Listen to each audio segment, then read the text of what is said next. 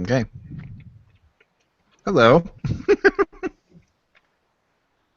Sorry, I didn't realize I hit the button completely. I was eating. Apologize. Yeah, Good to see you all. Sorry that I made this podcast for the future. I thought you might want to time travel here, and today's HockeyBuzzCast live, August 18th, 2018. That's good. So just so you know that we are in the future. Yes, we are. And man, how about those Vegas Flamingos? Let's talk about the Vegas Flamingos winning the Stanley Cup this past year. I am really impressed. I mean, coming out of nowhere like that. Wait. Flamingos? You mean the? Yeah, to think that Marc-Andre Fleury would stop playing goal and become a winger. No one saw that coming. I mean, out of nowhere. I mean, and who would have thought that Mike Keenan would return midway through the year? I mean, there's so many things to talk about. A lot of stories. Murray Craven quit as the senior VP and hopped onto the ice and scored 35 goals. There you go. So it's real. To me, there's so much to talk about. Having gone through the 2017-18 season already, being that this podcast is titled "Live August 18th, 2018." But in all seriousness, we've decided to keep things real, even though we're all multimillionaires now. Yes. Oh yeah. Yeah, I'm not podcasting from the space station like we have the rest of the year. I'm podcasting from here only. But since we're going to now take you back to August 18th, 2016 for a little while and discuss what's happening and a little bit, go ahead. You guys have something you want to talk about. Russ?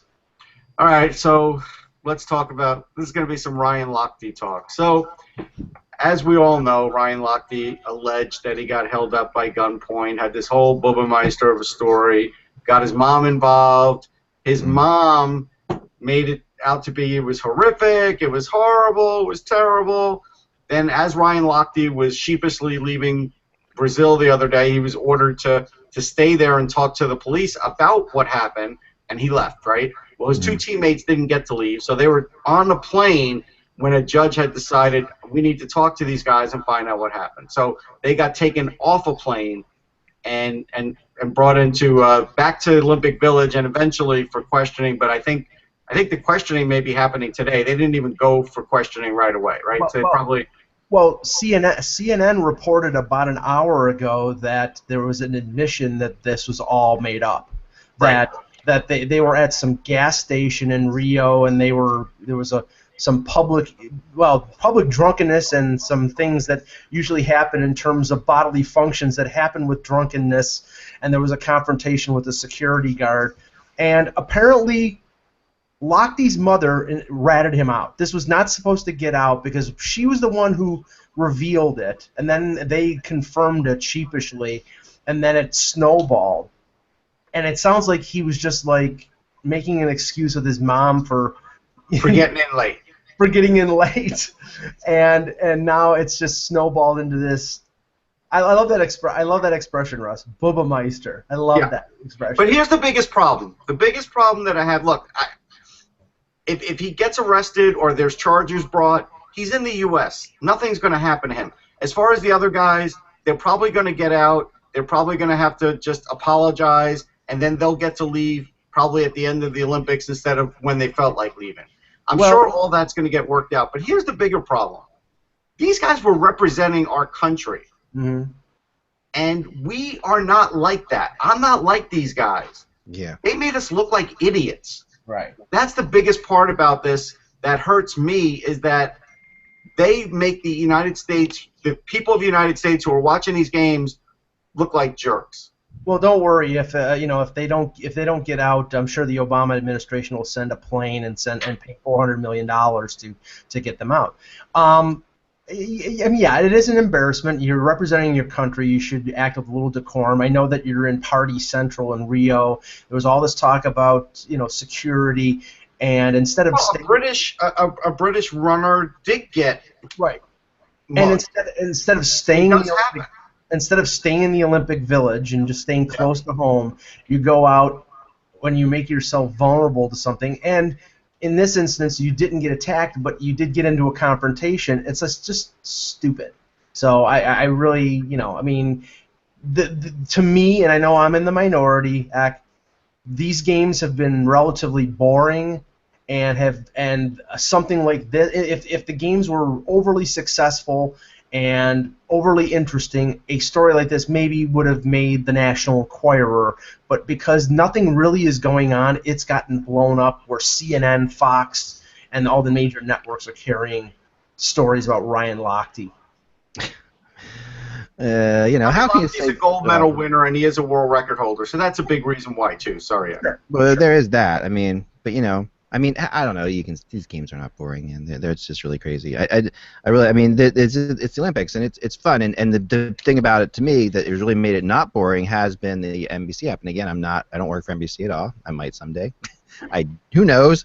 But I don't work for NBC now, and I never have in the past. But I'm just telling you that I love the Olympic app where you can watch any event you want to. Otherwise, how could I have seen this last night? Dressage. I saw that. So what did you want to know? Well, I was looking at these dressage posts, and I was kind of trying to figure out what was going on in your mind because. Okay, so this is horse dancing. Right. Okay, so understand that So what I was trying to say about this whole thing.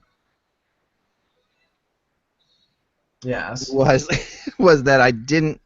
It was making me question my reality, and the funny thing about it was it is just. I mean, first of all, if you're going to have horse dancing, we need synchronized horse dancing, and we need synchronized because everything's synchronized in the Olympics, But I said it would be like a horse, a cow, and a duck, and I want to see them do something synchronized.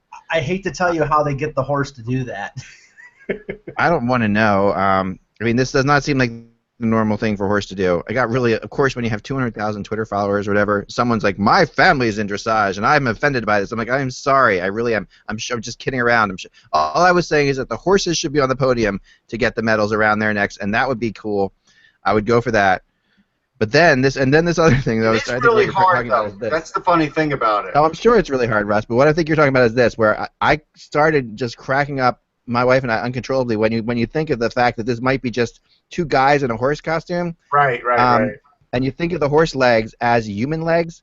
Right. It really gets hilarious to watch because then you just especially when you get the side view, which is because these horses are in such good shape. But look at this. Could you imagine this is just two guys? They look like human legs to me. I don't know. That's why that thing caught me. Yeah. All I was thinking was the horse saying to himself, I could be doing the tango if I didn't have this jerk on my back.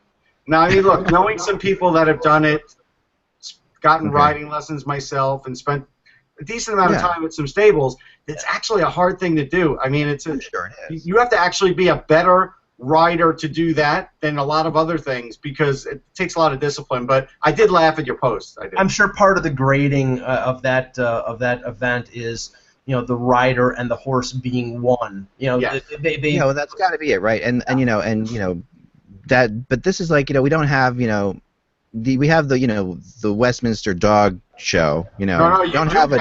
It takes part in Snooty, Pennsylvania every year. Right, but we don't have we have that, but we don't have a dog show in the Olympics, which is also the dog and the trainer working together, right? So, I mean, then that's fine. And I'm not, again, this is you have to be unbelievably wealthy to do this, I'm sure, because it's they're bringing your horse from England, to Rio. How do you get a horse from England to Rio? That's what I want to know. I mean, how do you do that? I mean, it's like you fly it. You can fly a horse? Yes. All right. Of course you can. Well, I just. You can put them on a ship too. There are things called ships. Well, ships are fine, but I think that's isn't that allowed? You can fly it as well. You just it's not a commercial airline. Yeah. Well, yeah, not. You can fly them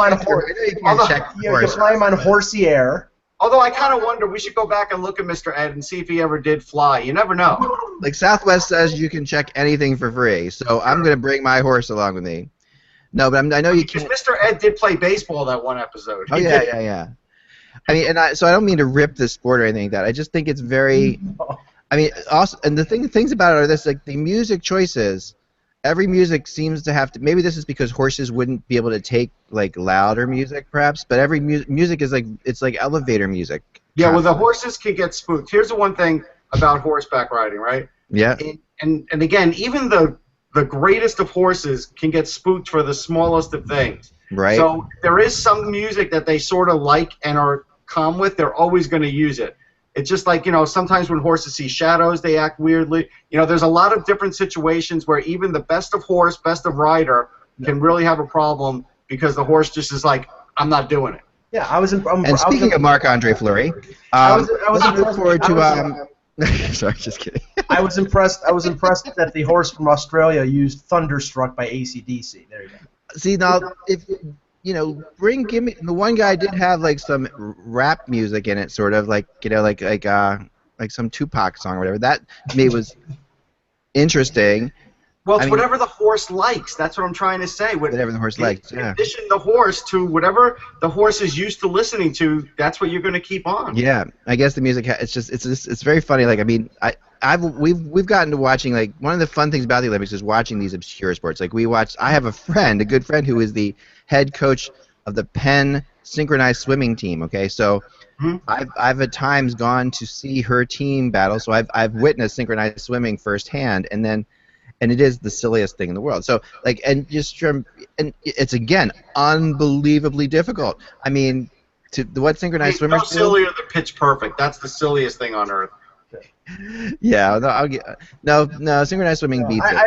No, Pitch Perfect is worse. Yeah, I have a tough enough time staying afloat. I know you don't know the amount of strength that's required, right, for synchronized swimming. It's incredible.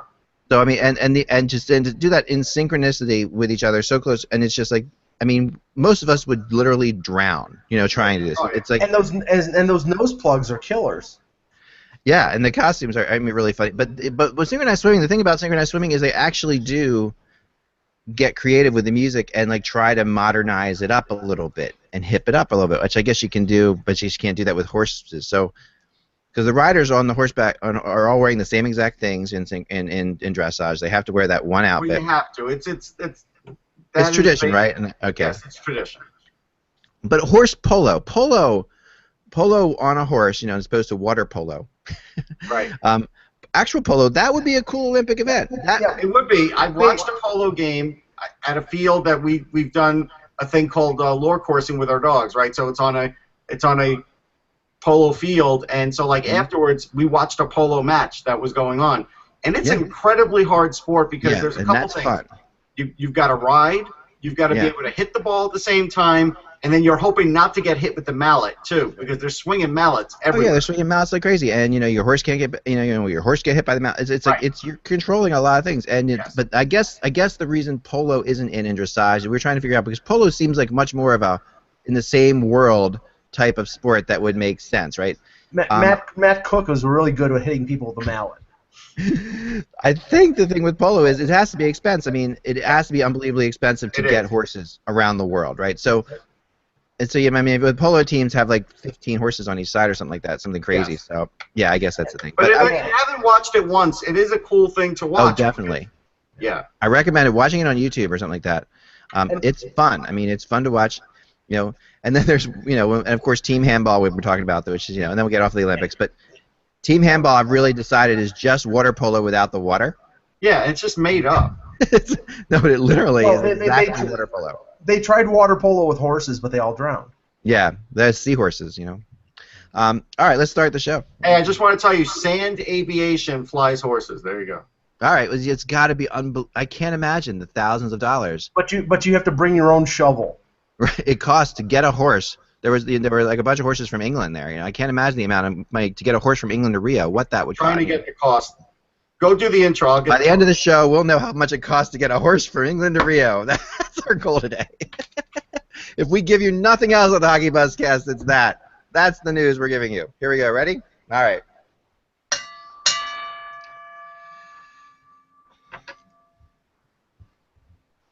Hello, Hockey World. It's Thursday, August 18th, 2016. I'm Michael Agello. I'm Russ Cullen from Sportsology.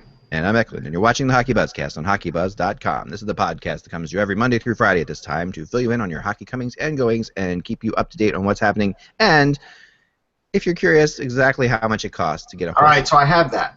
From England to Rio. Go ahead. Not from England to Rio, but we'll figure it out from there. But in 2008, it cost to fly a horse from L.A. to New York, about $4,500, and it took about 4 hours. It's in 2008.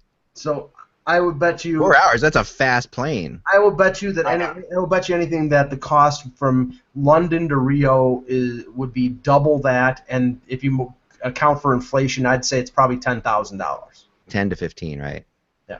Maybe. I mean. Yeah, that's about right. That's really expensive for a for a 5-minute thing. I know. I mean, I really do. And it's the Olympics, so. Yeah, but they practice forever. I know, and I'm just saying. I know, and I really feel I'm not ripping the dressage people. I know. And if you want to it's just that's a mic. And if you want to put funny, like when you go from like watching like men's volleyball, which is this incredible like team sport, to dressage. And if you want to put that $10,000 to good use, go to patreon.com/hockey. No, but here's the funny thing. Like, you could relate to this for any one of your dogs. Like, these people are with these horses all the time. They are companions for each other. It's a big deal. I've given money before. Our band used to donate to this horse refugee place in the Carolinas where they would take horses on that that had no place to go. I'm a huge horse fan. And I know, and I'm really just this place, Helping Hearts. I've worked at it in northern Jersey. Great people. Okay. He literally will take any horse. Like, it's unbelievable. People just leave horses. They take them. They find them home. It's amazing. And I mean, this place used to use our songs in their advertisements and stuff like that. And nice. And we would also like give them. We do concerts for it. It was completely like, to me, that's amazing. And I totally understand the bond between a person and an animal completely. So I'm not trying to make.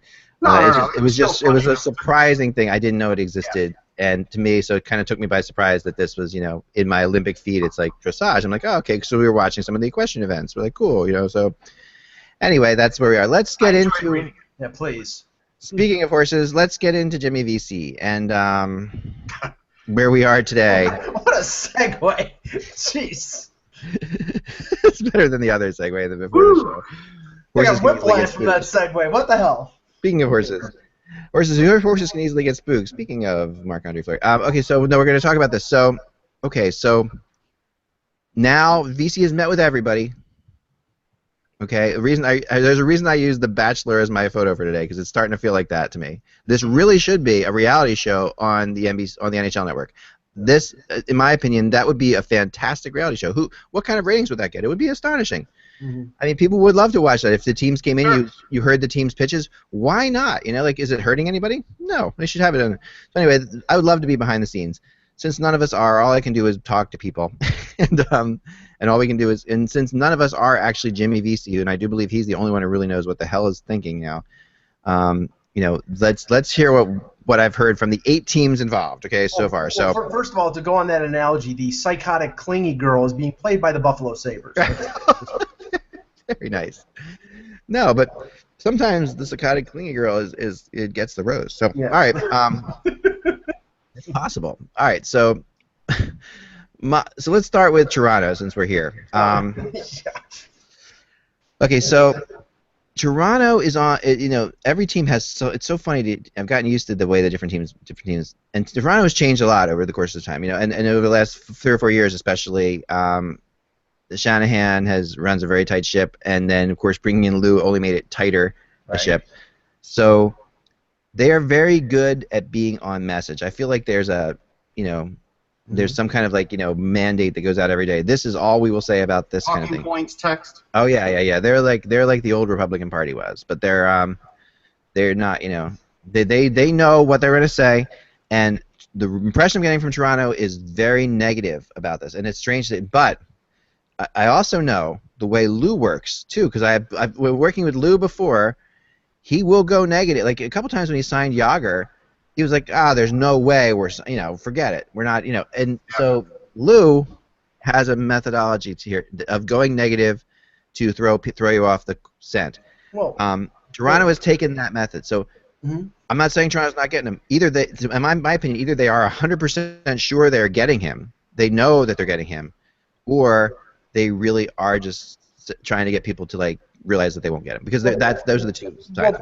Think of it this way: it only looks like a coup if they knock down expectations and then say, hey, we really worked this hard and we really sold the Leafs to There'll be Jimmy a lot of Vesey. pain in the Jimmy Vesey negotiations, Mike. A lot of pain. Well, but whatever. But the funny thing is that in terms of that tight ship, and I mean when Dave Nonis or Brian Burke were general managers, I mean the Maple Leafs did leak like a sieve, and some of the stuff was not correct. Some of the stuff was almost dead on, and that has not been the case under Shanahan and under Lamoriello, to the point that they wouldn't even confirm that Austin Matthews was with them in Boston. Yeah. Pretty much everybody knew that he was, but they wouldn't confirm it. You let somebody else confirm it, but from the organization, it didn't come from them. So, I mean, I think basically you're not going to know if things were successful or not in regards to the Leafs until you hear him being signed. No, you aren't. But there is when Lou in the past had nothing going on at all, and he would be totally silent. When he had something going on that everybody was on to, he would do this. He would go the opposite. So that's why I'm basing it off of that. For what it's worth, I mean this is all, I'm just conjecturing. I have no idea, but I'm just saying it's weird, actually. There's a little too much going on here to just dismiss it as be like we won't know. I think we know something. It's very weird because I mean right now there is so much chatter. Russ and I were talking about it in preparation for the show that you've got a certain group of people who are saying Toronto's out of it, they have no chance. And then you've got a group of people saying they have the inside track. Like so, there's 7 or 8 there's 7 or 8 teams in this mix, and you can make a case for everybody. And you got people out there who know or think they know what's going on, who are saying no, they're out, and yes, they're in. I'm almost taking the approach now. I'm just going to sit back. I'm going to wait until we hear the announcement and then just go with it, because I don't know. I don't know, and I'm not.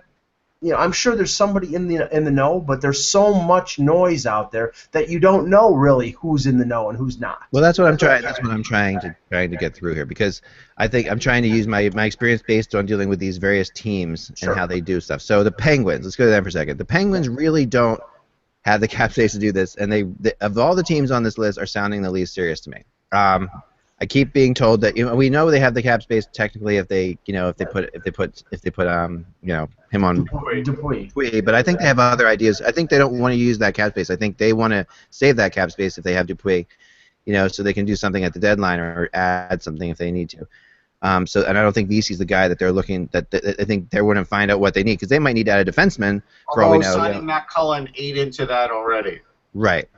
So I'm going to take them sort of out of it.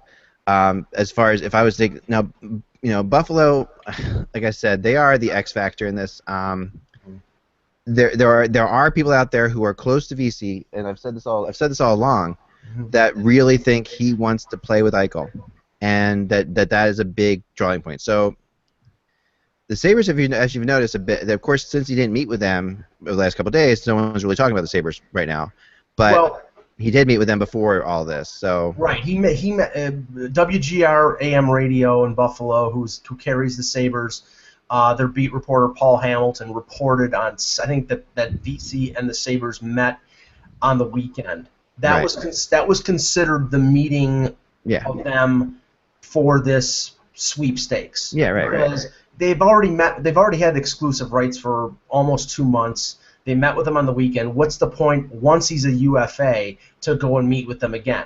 Right. I mean, they made their case, and they had 2 months to actually, and they did things. I mean, Eichel hung out with them. There were things that happened there that did. There were things that and you could argue that. Go to like a pool party at Terry Pagula's house. Did you hear anything about that? No, I did not. Oh, he wasn't invited to a pool party or anything? Possible. Like, what else can you do with the exclusive rights but invite him out to dinner? Well, maybe text Buffalo. In Buffalo, there's a lot of players that work out, in Buffalo. Players who don't play there anymore and stuff like that. I heard he was part of that for a while, with Eichel. And you could make the argument that yes, Austin Matthews is a good person, but he's actually tighter with Eichel. Well, I'm not saying he's not tight with Eichel because he is. He's tight with Kevin Hayes. He's tight with Jimmy. He's tight with a number of the But I Boston. think Eichel's probably one, from what I've heard, at least one of his better friends in all of hockey, right? Well, but wait. There's a name that might be a better friend or the same but I'll get into that name in a minute. Go ahead. Okay, so that's...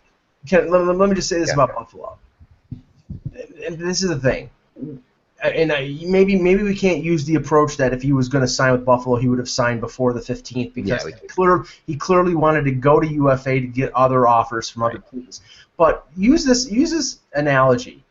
When if you're married and you're dating, or if you're going steady with one girl and you're doing that for a while, and then all of a sudden you've got 7 other girls pursuing you, the one that you were with starts to pale in comparison to the 7 new ones who are suddenly interested in you. And Mike is speaking from experience here. Yes, I mean I shake off women all the time, But, having had several girls and just meeting over time. I understand what you're saying.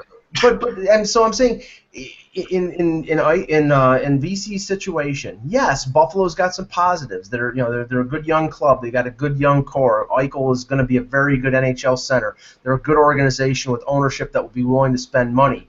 But he didn't really have a chance to listen to any of these other teams, and I think that it's going to be a very tough sell for VC to go back to Buffalo after here's all these different new teams with all their proposals. I don't know. I mean, I don't really agree with that. I do see it. Here's another thing. So, forgetting the Boston factor of growing up and everything, Matt Grzelcyk is someone that grew up with him. He didn't play on the same team, but he played in Boston University. Both were in the same conference. Right. They know each other really well. They're both 2 Massachusetts guys.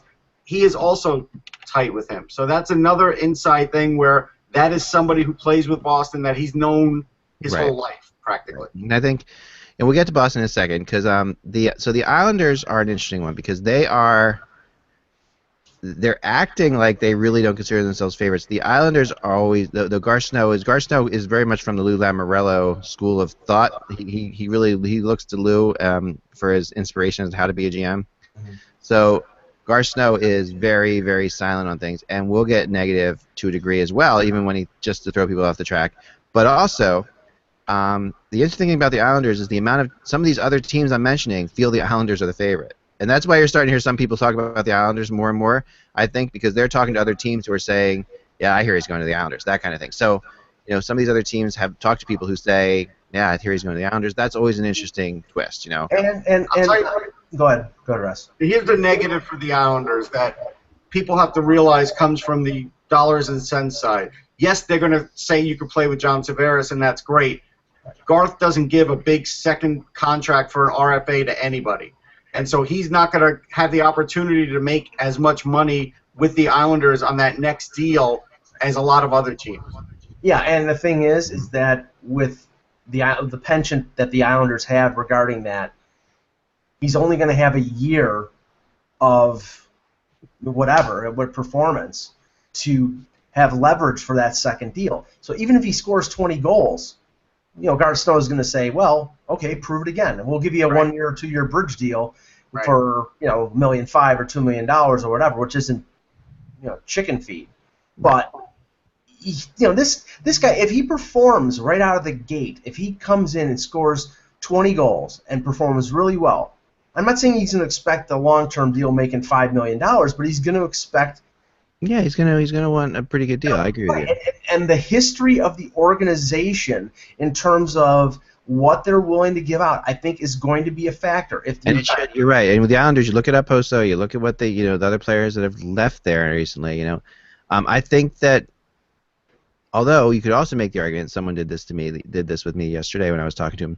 You make the argument that the Islanders could be in a position where they have to give VC a big contract because of if VC were to come there and he does well, they can't lose another player like this. They won't lose them. You can't lose the player. But the point is, will the player want to go there? When he goes, his agent is going to show him what Snow's history is with previous RFAs, and it really favors the team tremendously. It does. Although you could also say, is Garceau going to be there? Because if the Islanders don't do well he's there now. So he's there now. You have to go off that.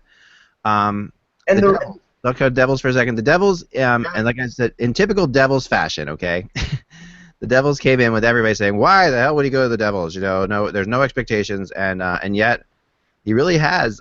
From what I heard, you know, other teams saying that VC was really impressed and surprised with their pitch and what the Devils offer to players that people don't often realize is they offer the players New York without New York. You know, like they offer them being, you can live in the excitement and the whole luster that is the Manhattan and the New York area and all that stuff without being under the microscope like you would be with the Rangers or Islanders. So I'll give you the perfect analogy. If you remember, we were at the draft in New Jersey, and we were at that hotel in New Jersey that was literally, I could have thrown a hard ball and hit New York. Yeah, you're so close. It was a party that was literally, you were like right there, but yet I was still in New Jersey. Yeah, and so New York, and there's a lot of benefits to that, and New York is a very exciting place to live. There's tons to do. It's the greatest city in the world. It is, and you sit there and you really can, and yet you can play there and live there. And there's beautiful areas of North Jersey too, to raise families. I mean, it's astonishingly beautiful up there in places. I mean, there's other areas that aren't as great, but there are beautiful suburbs in North Jersey. And there are, I mean, there are definitely enticements with the Devils and opportunity with the Devils that other teams can't offer because the Devils are in the midst of a transition. But you look at that team right now; they really don't have a great defense. They have a really good goaltender in Corey Schneider. They don't have enough. They really don't have a gilt-edged #1 center. And that right. I think is one thing that would maybe dissuade VC because you're talking about Adam Henrique and Pavel Zacha possibly. Travis Zajac is more of a third line guy now. I mean I think Zacha is going to be a good NHLer, but right now you can't hitch your wagon to the possibility of Pavel Zacha being a superstar. As I think there are other guys out there with other teams, and that is going to be a contributing factor to the decision that VC makes. And also Taylor Hall is the left wing too, so you're coming in there. He's definitely a second line left wing. He's not playing top line. You're not going to play the first line there. You're not going to play the first line in many places, but you're a few you could be playing first line in. All right, so then we come to the Rangers. The Rangers, from what I've heard, they don't really feel like they're in on it, and I think that they are honest about that when they say that usually. But you also know that when the Islanders and Devils are in on it, the Rangers have to at least make calls, right? Yep. And that's the impression I got on this one, that they felt like they needed to did more than make calls because I saw a picture of the Intercontinental Hotel. I didn't know if that was in New York or Massachusetts. I'm guessing it was in Boston because Intercontinental is around the country, and there was a picture of Alain Vigneault there. So clearly they sent their A-team to talk to me. They did.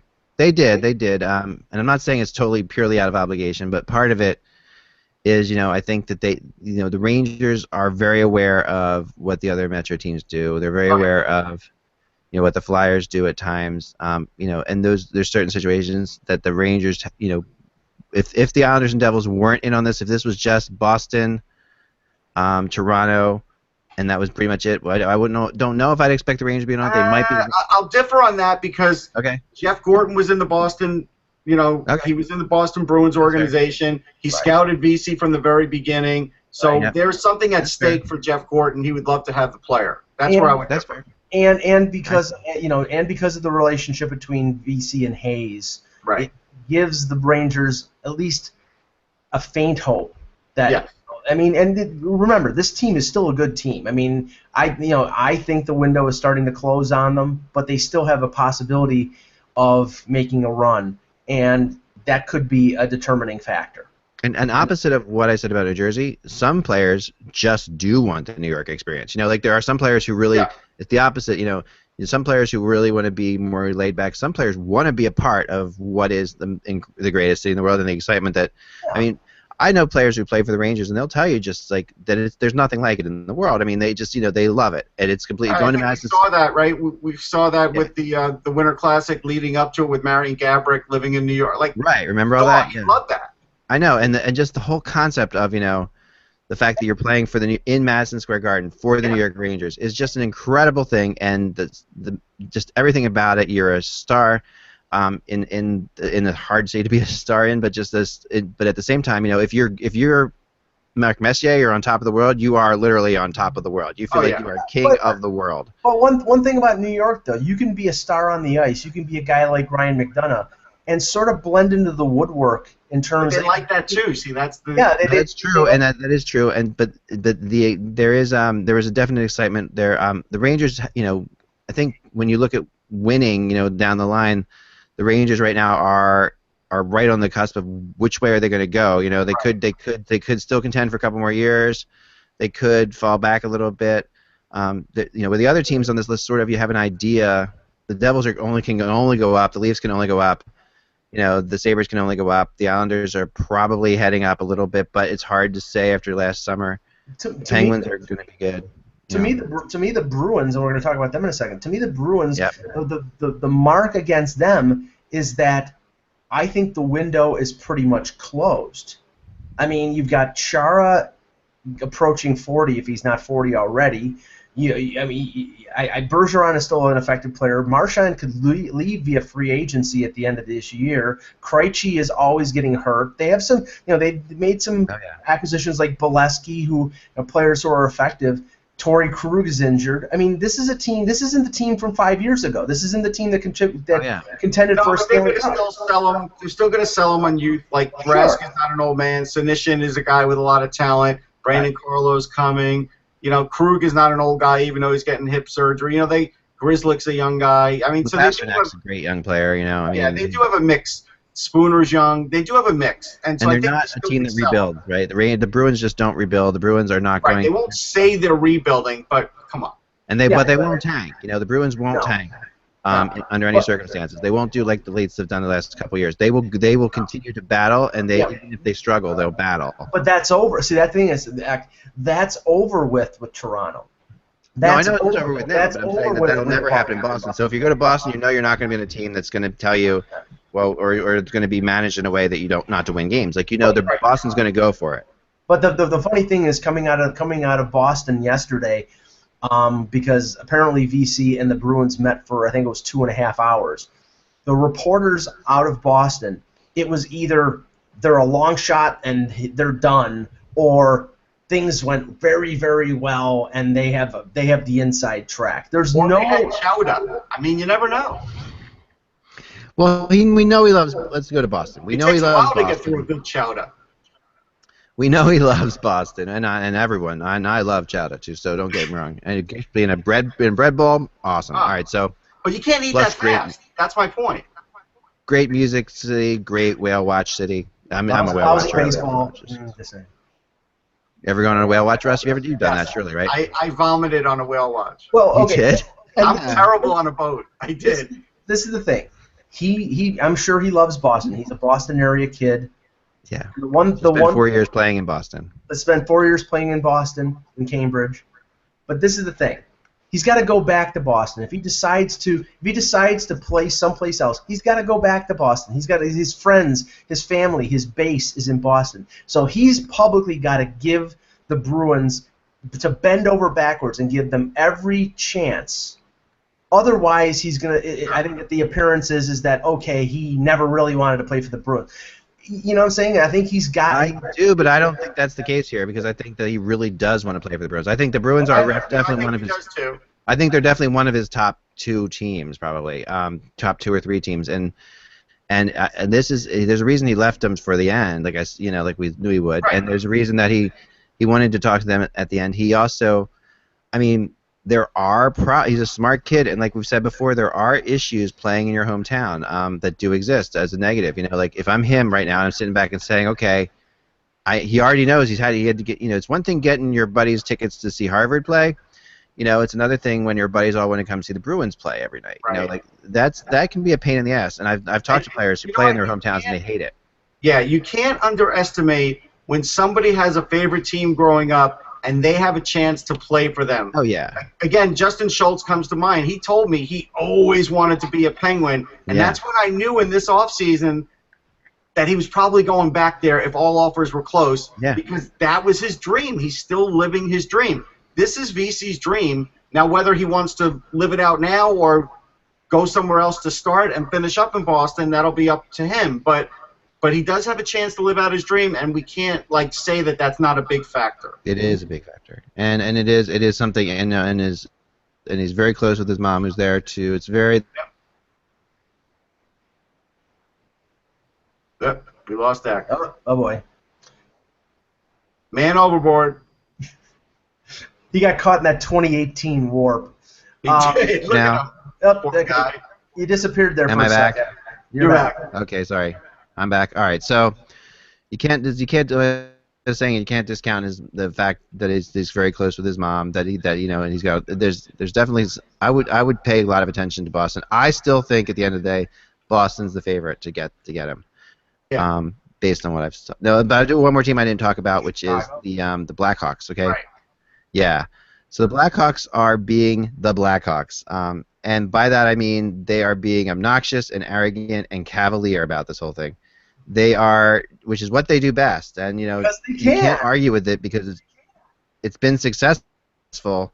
Yeah, and they can, right? And they don't need draft picks. The Chicago Blackhawks don't need anything, right? They are literally we don't to need them no stinking draft picks. Right, we don't need a draft pick. We can. You really get the impression like if when I talk to somebody out there, they said, well, if he wants to win, there's only one option. That was a quote I got. So it's like it's not the only option, but it's his best option. It is his best option, right? So I mean, to me, that's like we don't know.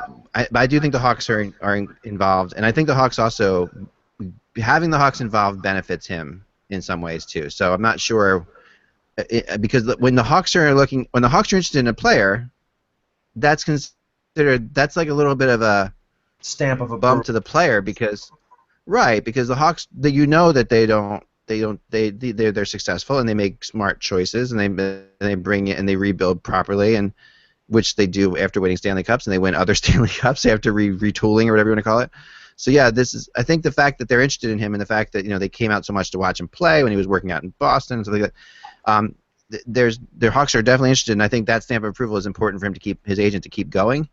Mm-hmm. Maybe more than it is actually. That was the impression I got just from talking to some people. I don't know. That's the feeling around the league is that, but I mean, I can't quantify the stamp of approval thing, but I mean the thing is that Chicago sees an opportunity to get a player who's a quality player on an entry-level deal with all the big money that they've spent on all their other players, and I mean it's only smart for Stan Bowman to be in that he can use the fact that this team has won 3 Stanley Cups and try to bring him into the fold. But again, this is where the vetting process with VC and his representatives has to come into focus. And you have to look at Andrew Shaw, Brandon Saad, a number of other players who have been cast off by the Blackhawks because they're paying Kane and Taves $10.5 million. They're locked up on Seabrook, Yarnolson, Keith, Hossa, all these guys. There's no room in the boat other than those 7 or 8 players. So you could get VC for $925,000 plus bonuses for a year, maybe 2, and then Bowman's probably going to have to move him someplace else. And I think that VC and his camp, they want to go someplace where he can play not just a year, but for 5 or 6 years until he becomes a UFA, and then he can choose where he wants to go. But that's, I think, the overriding what he wants. I agree. Right. All right, so we are going to talk more about VC at some point. Yeah, I was going to say, I got a good story here, Ek, if you want to get into it for a minute. Please, go ahead. Okay. Yes, go ahead. So recently, Oscar Klefbom came out and spoke out against Taylor Hall, and then Ben Scrivens sort of backed it up yesterday in an article. So I'm going to read you the quote. It says, basically, Klefbom spoke harshly about Taylor Hall, who had been traded to New Jersey, claiming he'd play well only against weaker opposition. Ben Scrivens followed up with, he knows him well, they played together long enough, and I can't say Klefbom is wrong. So on the surface, I was like appalled, and I heard that, and I was like, I want to sort of look that one up. And I looked it up, right? And again, it's different when you feel a certain way on a team and there's a bad attitude on a team to reality. So here was reality. Okay. He scored 2 points in Philly, 2 against LA, 4 against San Jose. 2 against San Jose, 4 against the Rangers, and he had 1 against a lot of other teams like LA and Anaheim. His game-winning goals came against Calgary, Philly, Buffalo, San Jose, and Florida. He had 65 points on a bad team. I don't buy this for a minute. Yeah. I don't buy it. Yeah, this sounds like scapegoating. Yep. It really does. But that's not, it's one thing for, Clefbaum to say it. It's really another thing for Scrivens to say it, because like Scrivens is actually somebody who's not prone to that kind of stuff. No, and if Russ would have read further, I guess he said things positive about Yakupov. Yeah, they had nothing but positive things to say about Yakupov. And when I heard that, I said, well, look where Ben Scrivens is playing right now. He's playing in the game. Yeah, but they're not the only ones who have. I've talked to many people in that organization too who also have positive things to say about Yakupov. No, I would too. I think it was impossible for Taylor Hall to live up to the expectations that were set out for him in that city, and I think that's true. Teammates bought into that for whatever reason, because if you really broke down what Taylor Hall did, he was good. He was a pretty consistent player when he wasn't hurt. Yeah, and the problem with that organization, they expected Taylor Hall to be a savior. Right. And, this is an organization that's had 4 #1 overall picks, and none of them, even Connor McDavid, can do it by himself. He's a great player. He may be a generational player, but he cannot do it on his own. And that is the fault of ownership and of management and of coaching in Edmonton, that they put that much pressure on those core players and didn't put support players around them to help them win. You go out and you get an Andrew Ference who's basically ready for retirement. You make him the team captain. He's not a top pairing defenseman when they signed him as a free agent or when they got him. He's a bottom pairing guy. He was a 3-4 in Boston, and he was at the end of his career. He was basically a 5-6, and they went out and they spent significant money on him. That's the problem with that organization. It wasn't Taylor Hall, and now we'll see what kind of player Taylor Hall can be in New Jersey. No, that's fair. I like that. I think that's true. And we all do know players that you go past statistics where you can say, okay, that player doesn't show up in certain games, and that you play with them all the time, you get that, or you get their mood or whatever. I do think Hall got very frustrated with the team. I heard that many times. He was an extremely frustrated player, which is not unreasonable in that situation. To be frustrated. So. That's an interesting story. Along the lines of that, we have the greatest number 7 of all time, Matt Cullen, has signed with the Pittsburgh Penguins again for a year. Yeah. And that's exciting. To the shock of nobody. Yeah, a $200,000 raise. A $200,000 raise from his $800,000 salary last year. He was an effective player. He scored in double figures in goals. I'm not surprised. He is a good teammate and a great guy. He is. He's one of those guys that no team would ever want to say, hey, we don't want Matt Cullen on this team. No, they all would like Matt Cullen. Right. No, I totally agree. Things going in and out. There's a little stormy outside. I think starting to get some rain, so perhaps that's something I don't know. Okay. Russ had a bit about David Conti, yes. Go ahead. The guru in New Jersey for a number of years, who was worked in tandem with Lou Lamoriello, and he got a new opportunity for us. Yep, with Las Vegas, he is now the director of professional scouting, and this is a key position. We talk about the GM and the assistant GM. All those positions are nice, but really he's got the most important position right now, because he is going to have to go and make sure everybody sees all the guys who are possibly. Am I boring you, Mike? Because if I am, you could just take a nap. He's in the position of having to scout all these different leagues to figure out the players that will be left unprotected from teams and who is guys on their hit list for that, and have to draft for this upcoming draft, for their draft year in the next draft. So this is an incredibly difficult position, and this guy is tremendous at it. I know there'll be fans that'll be like, oh, he tailed off, whatever. I go back to the Damon Severson draft, and I wrote the next day. That was the steal of the draft. I actually wrote it that day. And to me, that was steal of the draft. I think he was a second rounder, right? And I didn't see how they got him in the second round, but they did. And they, even say what you want about the Devils, they haven't produced a lot of offensive players in the last 5 years, but they still produced a lot of defensive players. And I'll take David Conte any day of the week, and I think this is a tremendous hire, very important hire for them.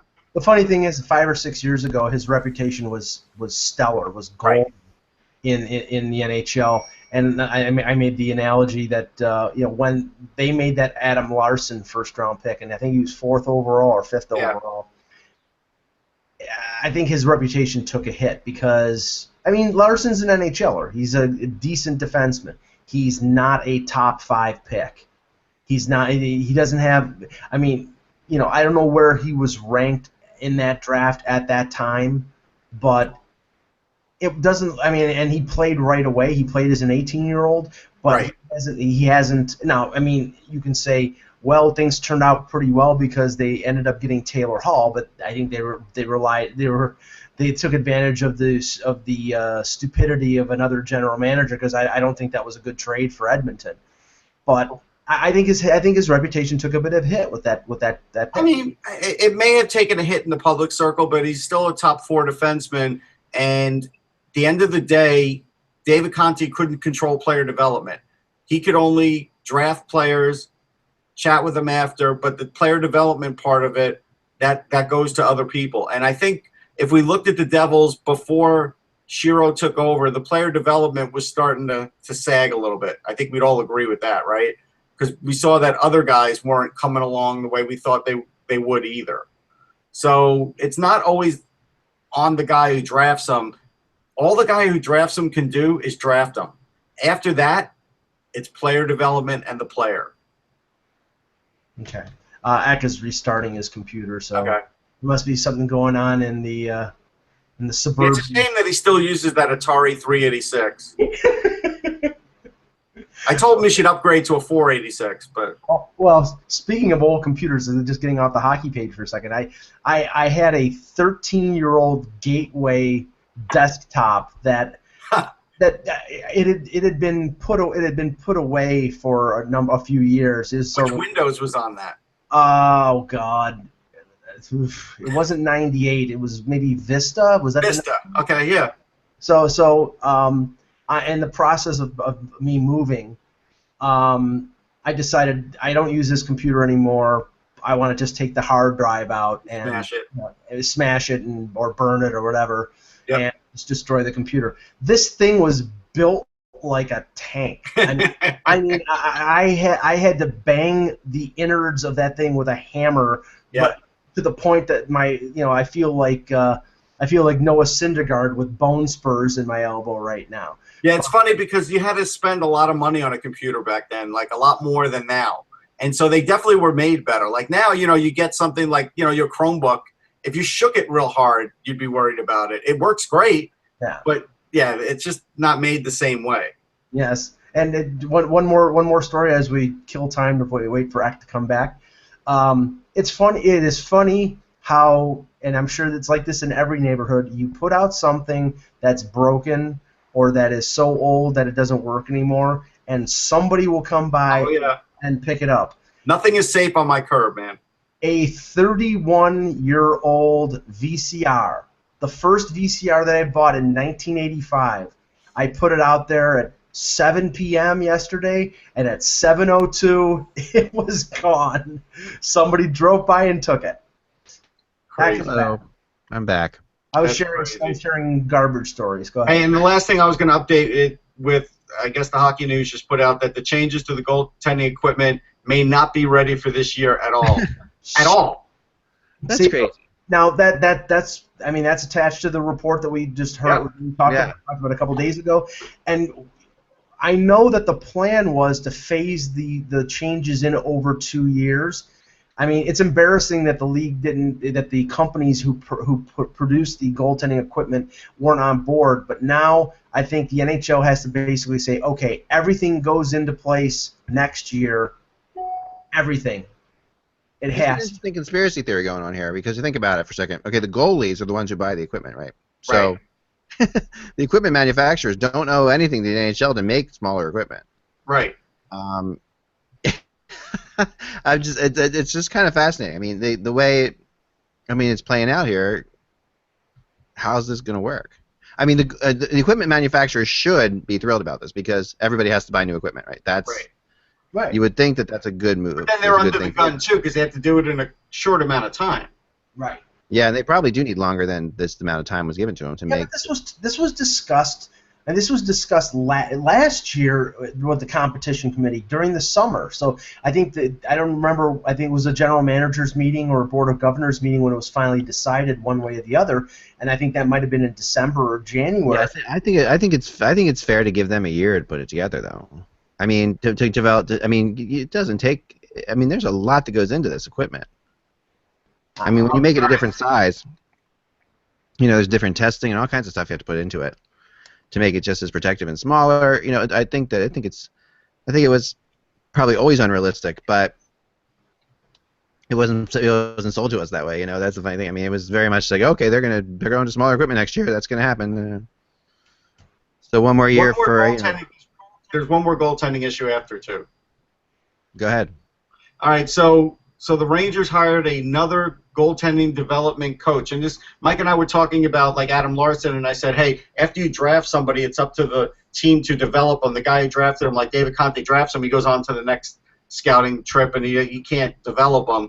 And so like now, most teams in the NHL have a development guy and then a guy at the NHL level. So the Rangers hired a guy, Eric Raymond, who used to be with the Halifax Mooseheads, and Zach Fucale was one of his guys, and so they've produced good goalies. And so it just shows even Benoit Allaire, who's considered top of the heap, doesn't matter. Teams are now bringing in another guy for everybody else down below, and then Allaire will sort of deal with the guys at the NHL level. And so what I was told, and I haven't had a chance to double-check it, is that the Bruins may be the only team that doesn't have a secondary guy at this point.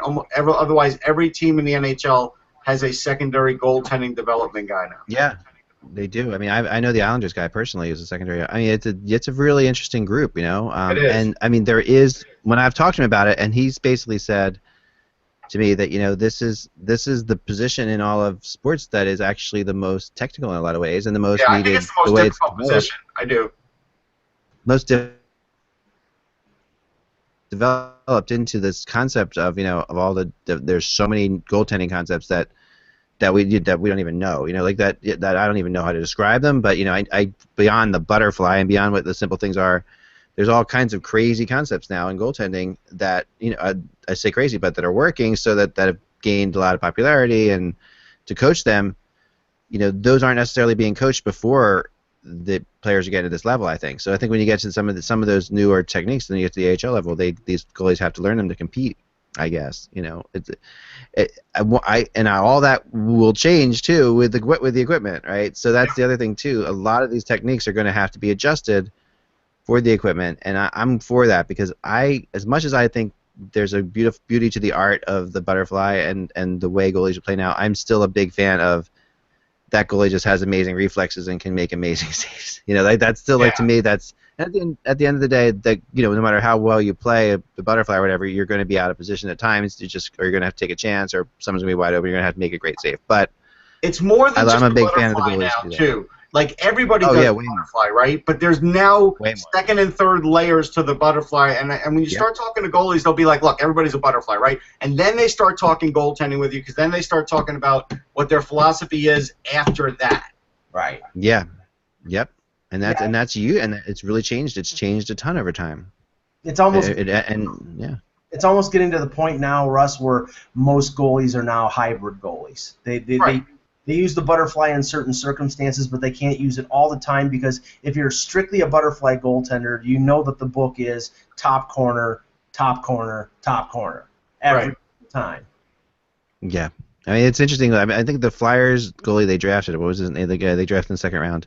Carter Hart. Carter, yeah, he came in and basically talked about how I'm not really a butterfly. I'm less of a butterfly goalie than most. Like and that's become unique. Like a guy comes in and says that, you're like, oh, that's interesting. He's not just a butterfly goalie, where it used to be the opposite. So you're right. Everybody is a butterfly. He was the one that prefaced it and said, well, we're all butterfly goalies, and then he started talking about goaltending. Right. And I missed the days of Tim Thomases and stuff like that, where you just get guys or You Dominic can't do Hasek it who played. anymore now because guys, everybody, we talked about it. Everybody can pick the top shelf. Everybody, your fourth liner, your first liner, and so when you're down and out like that, it's really hard to get up there with your glove and make that save when you're down and out. Yeah. And that's the easiest way to tell in this day and age in the NHL when a goalie's hot or not hot is how quickly he goes down. A goalie that's going down quicker is not hot, and a goalie who is standing his ground longer in the butterfly is playing better. It's just their first instincts when they're not playing well is to go down quicker. So it's clear as day. You can see it, and then that opens up what Mike says. They open tops to the net, become wide open, and that's why that's killed guys like Neuwirth at points, in his career, where Neuwirth would go down way too fast and would get destroyed up top. Last year, Neuwirth did a good job at holding his ground and didn't get destroyed up top. So, so I heard a really interesting discussion on XM today. We'll get into it when we get into our previews about who's the Flyers goalie for next year. I don't really know who that is. It's interesting how both of them are UFAs at the end of the year, in Mason Neuwirth. So that's going to be a fun thing all year, I think. But anyway, we are gonna stop. We're not gonna do number 12 today because we were behind on our polls on the fan side of it. So I'm gonna use the weekend to catch up on that. So once we get we won't do a number tomorrow, but then we'll get back into it on Monday. Yep. So I'm gonna use the weekends to catch up on polls, and then we'll get to. Make sure you stay tuned to the website today and late tonight and early tomorrow morning, because more than likely something with VCs is either going to happen tonight, tomorrow, or Saturday. So we can only pray, Mike. We can only pray. Yeah. There you go. Wait, something did happen. Well, they had lunch today. Oh, there you go. Okay. At some point, the white smoke will rise, and we'll name a pope. Pope VC the First. Right. Pope VC the First. Remember, without the buzz, it is just hockey. We will talk to you tomorrow.